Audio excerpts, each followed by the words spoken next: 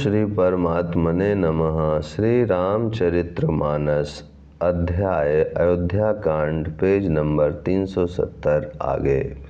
फिर दास दासियों को बुलाकर उन्हें गुरु जी को सौंप कर हाथ जोड़कर बोले, हे गुसाई, इन सब की माता पिता के समान सार संहार देख रेख करते रहिएगा। श्री रामचंद्र जी बार बार दोनों हाथ जोड़कर सबसे कोमल वाणी कहते हैं कि मेरा सब प्रकार से हितकारी मित्र वही होगा जिसकी चेष्टा से महाराज सुखी रहें। हे परम चतुर पुरवासी सज्जनों, आप लोग सब वही उपाय करिएगा जिससे मेरी सब माताएं मेरे विरह के दुख से दुखी न हों।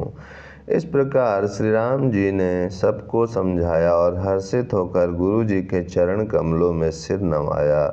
फिर गणेश जी, पार्वती जी और कैलाशपति महादेव जी को मनाकर तथा आशीर्वाद पाकर श्री रघुनाथ जी चले।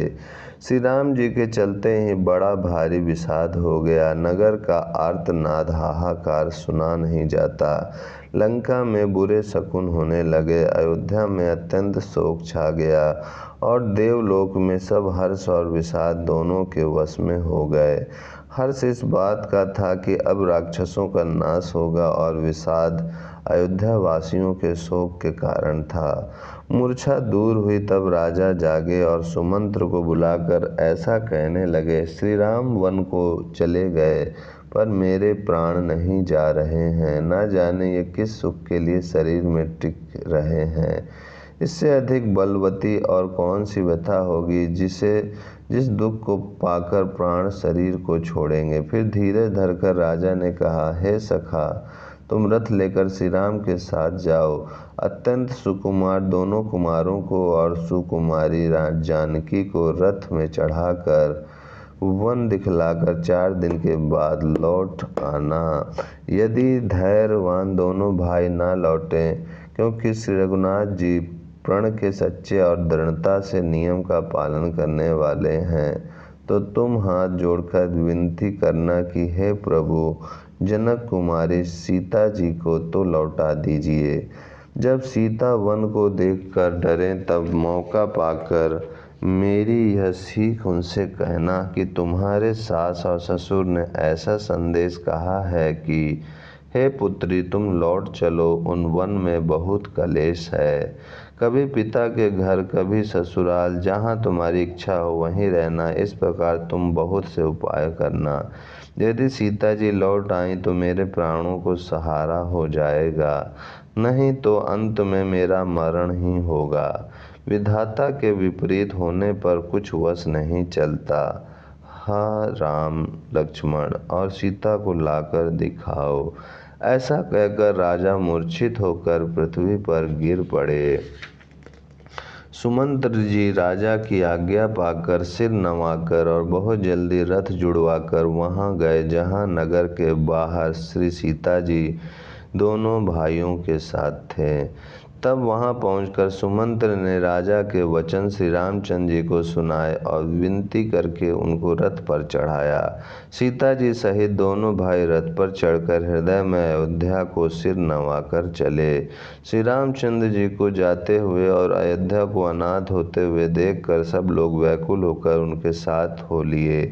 कृपा के समुद्र श्री राम जी उन्हें बहुत तरह से समझाते हैं तो वे अयोध्या की ओर लौट जाते हैं, परंतु प्रेमवश फिर लौट आते हैं। अयोध्या पूरी बड़ी डरावनी लग रही है, मानो अंधकारमयी काल रात्रि ही हो। नगर के नर नारी भयानक जंतुओं के समान एक दूसरे को देखकर डर रहे हैं। घर शमशान, कुटुंबी भूत प्रेत, पुत्र हितैषी और मित्र मानो यमराज के दूत हैं। बगीचों में वृक्ष और बेलें कुमला रही हैं। नदी और तालाब ऐसे भयानक लगते हैं कि उनकी ओर देखा भी नहीं जाता। करोड़ों घोड़े, हाथी, खेलने के लिए पाले हुए हिरण, नगर के गाय, बैल, बकरी आदि पशु, पपीहे, मोर, कोयल, चकवे, तोते, मैना, सारस, हंस और चकोर श्री राम जी के वियोग में सभी व्याकुल हुए जहाँ तहाँ ऐसे चुपचाप स्थिर होकर खड़े हैं मानो तस्वीरों में लिख कर बनाए हुए हैं। नगर मानो फलों से परिपूर्ण बड़ा भारी सघन वन था। नगर निवासी सब स्त्री पुरुष, बहुत से पशु पक्षी थे। अर्थात अवधपुरी अर्थ धर्म काम मोक्ष चारों फलों को देने वाली नगरी थी, और सब स्त्री पुरुष सुख से उन फलों को प्राप्त करते थे। विधाता ने कैकेयी को भिलिनी बनाया, जिसने 10 दिशाओं में दुसह दावाग्नि भयानक आग लगा दी।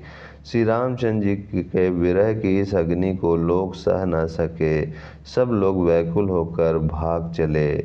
सबने मन में विचार कर लिया कि श्री राम जी, लक्ष्मण जी और सीता जी के बिना सुख नहीं है।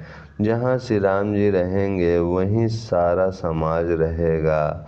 श्री रामचंद्र जी के बिना अयोध्या में हम लोगों का कुछ काम नहीं है। ऐसा विचार दृढ़ करके देवताओं को भी दुर्लभ सुखों से पूर्ण घरों को छोड़कर सब श्री राम जी के साथ चल पड़े। जिनको श्री राम जी के चरण कमल प्यारे हैं, उन्हें क्या कभी विषय भोग वश में कर सकते हैं। बच्चों और बूढ़ों को घरों में छोड़कर सब लोग साथ हो लिए। पहले दिन श्री रघुनाथ जी ने तमसा नदी के तीर पर निवास किया। प्रजा को प्रेमवश देखकर श्री रघुनाथ जी के दयालु हृदय में बड़ा दुख हुआ।